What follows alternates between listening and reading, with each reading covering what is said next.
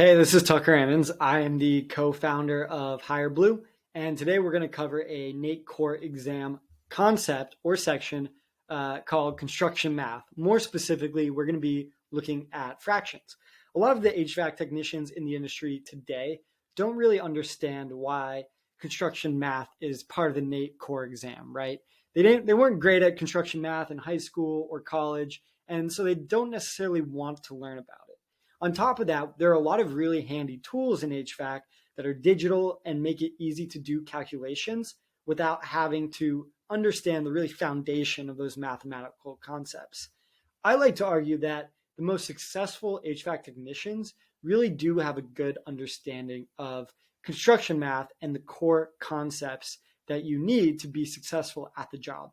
And to be honest, construction math is used all the time in HVAC when you're cutting, fitting, and sizing piping, when you're installing ductwork, or when you're using a lot of the electrical equations you need, for example, Ohm's law, to measure and calculate current flow. Further, math is just crucial to running a business. A lot of HVAC technicians that we know at Higher Blue go off to start their own HVAC businesses. And you're only successful if you understand math in order to manage your finances, to know how to calculate profit and loss, things like that. So everything we do here and everything we go over is really important. All right, I'm going to get off my soapbox now and let's start with fractions. So if you've ever been involved in construction, you may have heard the common phrase, measure twice, cut once. And that is a creed that is key in construction and HVAC as well, because you need to get as accurate as possible. You have to have great attention to detail, or else you're going to be making a lot of mistakes. And mistakes cannot be made in construction. You need to get so granular at times that it's important to understand how fractions work to be able to eliminate any mistakes and get as specific as you can. So what are fractions? Fractions are simply parts of a whole number. We talk in the language of fractions all the time, right? He ate half the meal. They split the bill in 4 ways. Shameless plug, Higher Blues training is 1/10 the cost of a trade school. So go sign up.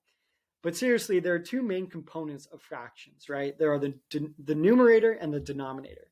The numerator is the top part of the fraction. So in this case, it's 1. And the denominator is the bottom of the fraction. So in this case, it's also 1. So what does that mean? Well, in the example below or on this slide, basically all you're saying is how many parts make up a whole. And the denominator really describes that.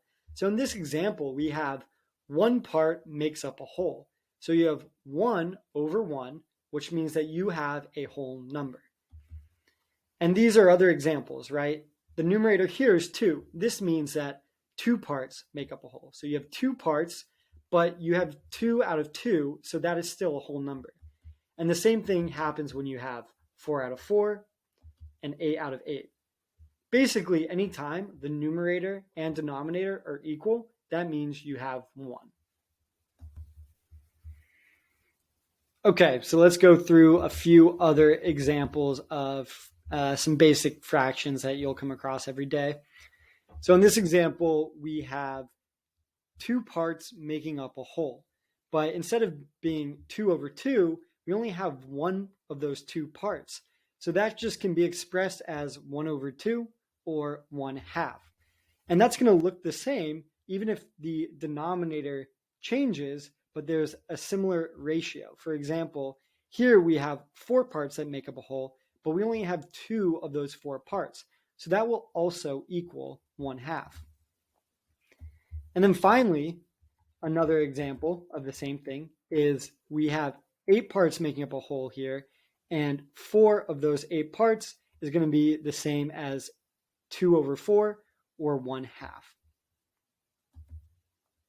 So some other examples to quickly look at. This example, we have 7 out of 8. So we have 8 parts that make up a whole, but we have 1 part missing, right? So that would be expressed as 7 over 8. And then in this example, we have 12 parts in total, but 3 of them are missing. So that would be 9 over 12, because you have those 12 parts would make a whole, but we only have 9 of those parts. Now that can be reduced. So similar to the 1/2 equals 2 over 4, you can reduce 9 and 12 to a lower common denominator, which would be 3 over 4. And that means the same thing. Okay, so now we're going to go into adding, subtracting, multiplying, and dividing fractions. I'm going to go over adding and subtracting really quick before we dive into multiplying and dividing. Adding and subtracting fractions is pretty simple when you have the same denominator. For example, say you have 3 over 5 and 1 over 5. Those are the same denominator. So all you have to do in that example is add the numerator. So 3 over 5 plus 1 over 5 would be 4 over 5 because you're adding 3 and 1. And subtracting is the same thing. 3 over 5 minus 1 over 5 gives you 2 over 5. Now, if you don't have the same denominator, things get a little trickier because you're going to have to find a similar denominator. So say you're adding 1 over 2 and 2 over 3. Okay, that's a little more complicated because the denominator is not the same.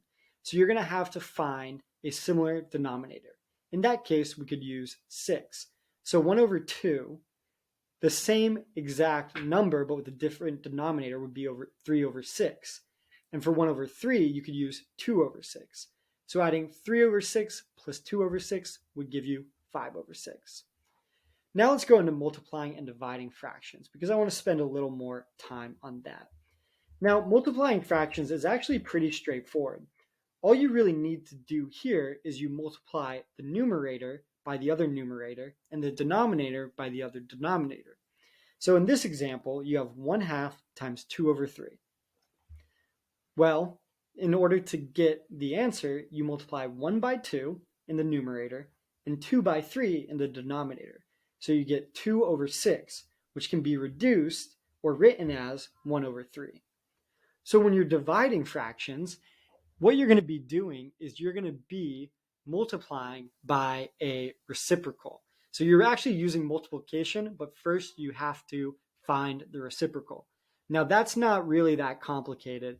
All a reciprocal is a flipped fraction. For example, the reciprocal of 3 over 5 is just flipped. The numerator and denominator are flipped, so it's 5 over 3. So let's look at how to divide fractions. So in this example, we're going to use 1/2 divided by 3 over 5. Now the term here, like I said, is you have to multiply by the reciprocal of one of the fractions. We call this for short flip and multiply. Okay, so first in this step, you take 1/2 divided by 3/5. You flip the 3/5 to get the reciprocal 5 over 3. So that's the flip and then multiply. So now you multiply the numerators together and the denominators together, like you already know how to do. So 1 times 5 and 2 times 3, that equals 5 over 6. And that's how you divide fractions.